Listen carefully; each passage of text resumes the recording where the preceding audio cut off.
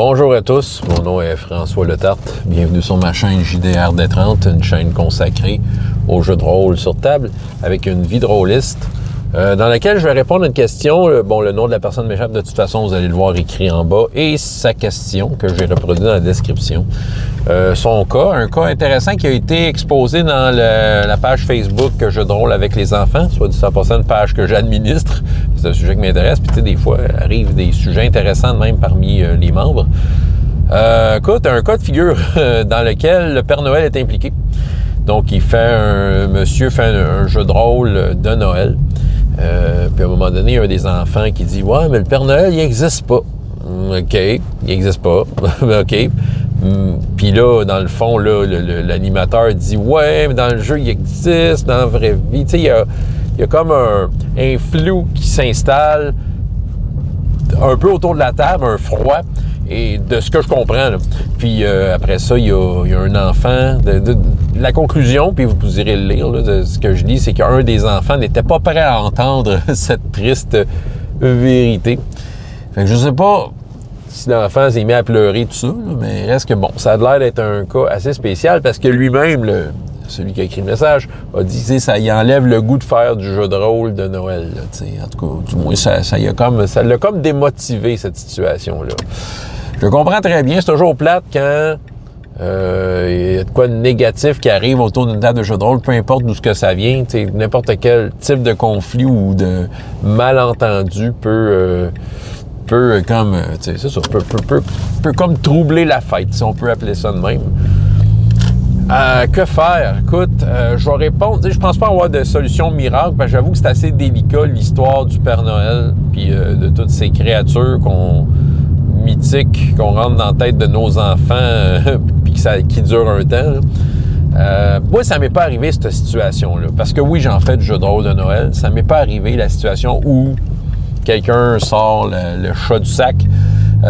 Mais ça m'est arrivé dans d'autres situations avec des enfants. Fait que je vais un peu mêler là, mes différentes expériences dans ma réponse. Parce que, OK, pour mettre en contexte, si jamais il y en a qui écoutent ça, qui ne me connaissent pas, par mon métier, entre autres, je suis animateur jeunesse, OK, dans une bibliothèque principalement. Et c'est ça, fait que, tu sais, je vais animer vraiment des enfants de tous les âges, en fait. C'est ça, tu sais, ça va de très, très bébé à... Et après, tu sais, c'est ça. Dans le fond, j'ai toutes sortes de clientèle. Des animations de Noël, ça, j'en ai fait pas mal. Autant jeux de rôle que, tu sais, animation de Noël, comme un conte animé, des choses comme ça. Mais c'est pas juste au niveau du Père Noël. Moi, dans mes animations jeunesse, tu sais, j'ai tout un décorum. Premièrement, j'ai un costume. OK? C'est ça. Puis, quand je raconte une histoire, j'ai un genre de coffre. Tu sais, un coffre c'est un coffre du Ikea, là. Tu sais, c'est une affaire pliée, cheap, là. Puis qu'il y a un cadenas, puis dans le cadenas, il y a comme une clé comme dedans. Tu sais, c'est pas une clé que tu peux tourner, c'est comme embrodé dedans le cadenas, un cadenas en tissu. Fait que moi, je fais toujours à croire aux enfants que mon ami Galette, qui est dans le coffre, a fait de quoi, puis que la clé est toujours prise là. T'sais, déjà en partant, je raconte de quoi, un gros mensonge. Mais c'est juste pour expliquer la clé, comment ça se fait que j'ai pas la clé. Fait que là, je dois faire une formule magique pour ouvrir le coffre. C'est une formule magique que je me suis inventée comme ça devant les enfants. Après ça, j'essaye d'ouvrir le cadenas. Parce que l'idée, c'est ça. Dans le fond, je fais une formule magique, là, mais juste pour pas faire croire aux enfants que je suis un vrai magicien puis qu'avec mes mains, le cadenas va s'ouvrir tout seul sans que j'y touche. Ben, je dis, il faut que je fasse la formule puis que je tire dessus le cadenas après. Fait que là, je fais ma formule. Là, je dis, hey, les enfants, ça va n'importe où mon affaire. Pas grave, ça va sûrement revenir au sujet. Je vais continuer mon explication. Là, je dis, après ça, hey, les enfants, j'ai vraiment bien fait ça. Tu sais, de la façon dont je fais ma formule, je fais ça de façon pas trop convaincue. Puis là, les enfants, soit il y a un silence. Ah, vous avez un doute? Là, j'essaie de tirer sur le cadenas. Tu sais, dans le fond, je fais semblant de tirer, je fais semblant de forcer comme un bœuf, puis de pas être capable. Puis les enfants trouvent ça très drôle. Est-ce qu'ils y croient ou ils y croient pas à ce moment-là?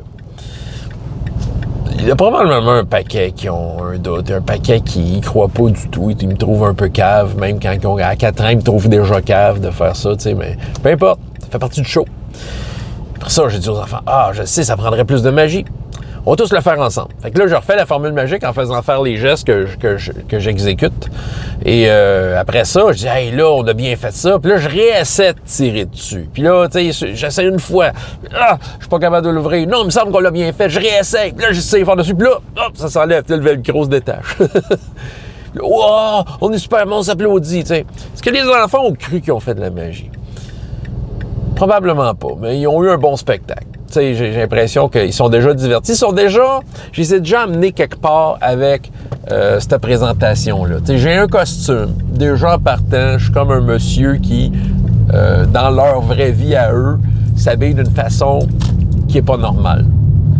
Puis là, je fais de la magie, puis j'ai de l'air d'y croire. Ça m'a fait. Et là, je sors Galette, qui est un toutoulette qu'il faudrait que je retourne chez la couturière. Galette, qui, soit dit en passant, bon, pour ceux qui s'y connaissent en littérature jeunesse, c'est un personnage d'une série québécoise de livres. Je vais vous dire que c'est pas super bon, les livres de Galette, mais bon, ce personnage est sympathique, puis des fois, j'utilise ces livres parce que c'est approprié, parce qu'il y a des thématiques qui sont intéressantes. Mais c'est ça, j'avais ce toutou-là, tu sais, quand j'ai commencé à travailler à la bibliothèque, c'était le toutou que j'avais, c'était lui, Galette. Puis là, Galette me parle. Fait que là, je fais bouger le toutou vis-à-vis mon oreille. Il y a une époque où je le faisais parler, je faisais sa voix. Les enfants souvent disaient, c'est même pas vrai, c'est un toutou. Tu sais, ils arrivaient vite avec ça, c'est toi qui le fais parler. Fait que j'ai comme opté de Galette, il est muet, mais quand je le mets proche de mon oreille puis que je le secoue, c'est comme s'il me parlait. Fait que là, dans le fond, je répète ce qu'il me dit. Tu sais, déjà, je l'ai plus, ça, cette phrase-là. Ah, c'est même pas vrai, c'est un toutou. Mais ça finit toujours. Ben, toujours. Souvent par sortir. Moi, c'est juste un toutou. Là, Galette, je fais faire toutes sortes d'affaires. Il va chercher les livres dans le coffre. Je le fais sauter dans le coffre. Tu sais, c'est ça. Tu sais, dans le fond, c'est complètement... C'est juste parce que c'est rigolo. C'est juste parce que c'est pour maintenir l'espèce d'illusion que moi, je vis dans un monde parallèle dans lequel ces choses-là sont vraies pour moi, tu sais. Fait que Galette, souvent, tu sais, je fais toujours la blague de... Je le fais voler dans les airs pour qu'il tombe dans son coffre.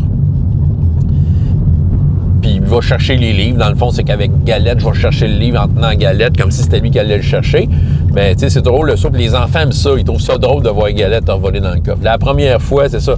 Est-ce qu'il y en a là-dedans qui trouvent cave de faire ça? Sûrement. Bon, sûrement. Puis oui, il y en a qui disent c'est juste un toutou. C'est pas grave, je maintiens quand même le fait que moi, je suis dans un monde parallèle, un monde imaginaire où Galette est bien vivant, que mon coffre est vraiment magique, puis que c'est ça, puis que les enfants vont vivre avec moi un moment où ils vont déconnecter de la réalité. Là, je vous parle d'un heure du compte. Quand je fais du jeu de rôle pour ces âges-là, j'ai aussi mon costume, OK? Puis, c'est sûr que c'est ma façon, c'est mon style, puis on s'entend, la quantité de monde qui me regarde, puis la quantité de monde me regarde avec un certain œil critique, et il y en a qui sont pas d'accord avec la façon dont je fais ça, il y en a qui sont d'accord, peu importe. Moi, c'est mon style, OK? J'ai un costume, puis j'anime, puis je me donne en spectacle beaucoup plus que je le ferais qu'un adulte, avec des adultes.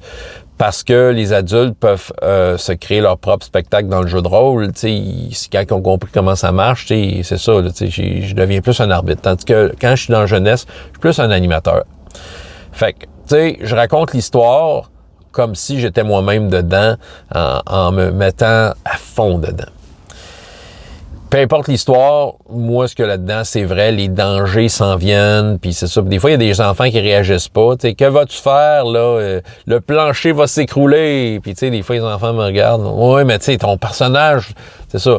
Fait que, tu sais, je vais comme un peu aussi faire impliquer les autres, tu sais, dire peut-être, voulez-vous l'aider vu que le plancher s'écroule, tout ça. Puis, tu sais, d'essayer de stimuler un travail d'équipe et de stimuler un semblant d'immersion dans cette chose-là qui est pas vraie, mais qui doit l'être dans l'imaginaire. Écoute, sans avoir de costume, parce que ça veut pas dire que tout le monde est à l'aise de s'habiller pour faire des animations jeunesse. C'est peut-être qu'un monsieur est habillé comme qui est habillé tous les jours, essayer de faire vivre le jeu de rôle aux enfants, ce qui est très louable. Mais je pense que c'est juste toi-même d'y croire, d'embarquer dans le jeu, de pas justement laisser ouvrir la porte à « Oh ouais, mais c'est vrai que le Père Noël, peut-être que... » Même pas. T'inventes une histoire. Comment ça, tu dis qu'il n'existe pas? J'y ai parlé hier. m'a même parlé de toi. C'est pas vrai, c'est pas vrai. Ah, je te jure. Puis, tu sais, t'embarques dedans, tu tiens ton bout, tu sais, sans lui remettre dans le visage, t'as-tu des preuves de ce que tu dis que c'est pas vrai? Fais juste, toi, montrer tes preuves à toi, qui sont complètement imaginaires. Puis, tu sais, tu le ramènes à l'histoire. Puis, tu sais, tu peux lui rappeler, écoute, s'il n'y aurait pas de Père Noël, il n'y aurait pas le bonhomme de pain d'épices, parce que dans ton exemple, c'est le bonhomme de pain d'épices. Je sais pas à quel point il est impliqué dans ce jeu de rôle-là. En tout cas, il est dans le nom du jeu de rôle, là. Fait que, c'est ça, tu sais, Mystère et pain d'épices, c'est ça. Je le connais pas, mais j'ai déjà entendu le nom, mais c'est ça. Mais en tout cas, est-ce que le bonhomme, tu sais, c'est ça, si le Père Noël serait pas là, un tel serait pas là, telle affaire serait pas là, tu sais, il faut que tu penses, tu sais, c'est ça, faut que tu te dises, gars, c'est sûr qu'il existe, parce que sinon, tel serait pas là. Et c'est ça. Moi, c'est la façon que j'essaierais de ramener, peut-être pas cet enfant-là entièrement, parce qu'il va peut-être être toujours convaincu de son affaire, mais le restant des enfants. Tu regardes les autres enfants, ben non, le Père Noël. Tu sais, il faut continuer à entretenir le mythe. Puis, tu sais, oui, je sais que tu sais, c'est d'essayer de faire comprendre, oui, mais dans le jeu de rôle, tu sais, il faut que tu t'imagines que c'est vrai dans le jeu de rôle. Ouais, mais les enfants...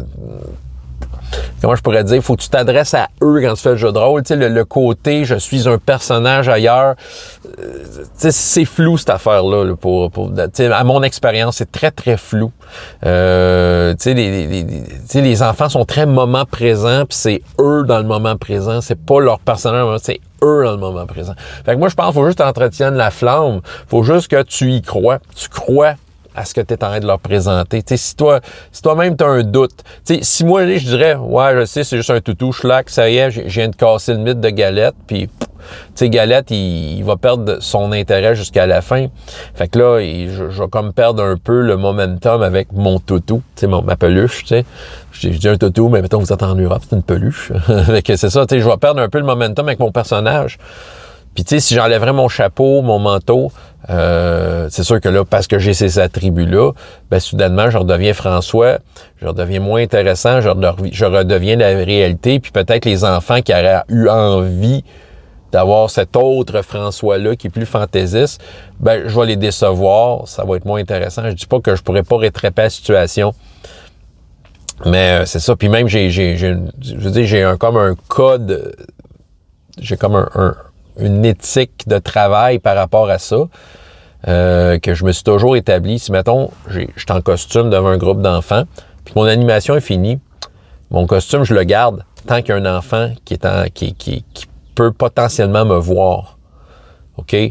Peut potentiellement me voir parce que tout simplement parce que je veux qu'il garde de moi le souvenir de ce personnage fantaisiste-là, OK? Dès que je suis en mesure, je suis revenu à mon bureau puis que je suis sûr que la prochaine fois, je vais retourner comme du côté public de la bibliothèque, il n'y aura plus ces enfants-là, bon, j'ai plus mon costume. Mais tu sais, des fois, si j'ai un petit coup à faire à mon bureau puis que je sais que je reviens tout de suite, je garde mon costume. Je reste le François fantastique, c'est ça. Puis, écoute, je sais pas à quel point ça aide, parce que là, je me perds dans mes anecdotes, là. Mais j'ai un souvenir.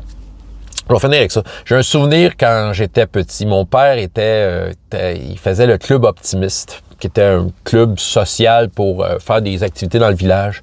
Il s'occupait beaucoup de ça. Fait qu'il s'occupait beaucoup d'organiser les fêtes d'enfants, pis ces affaires-là, des genres de fêtes d'été on décorait nos vélos, il y avait de la musique, des concours, des tombolas, tout ça, et des mascottes.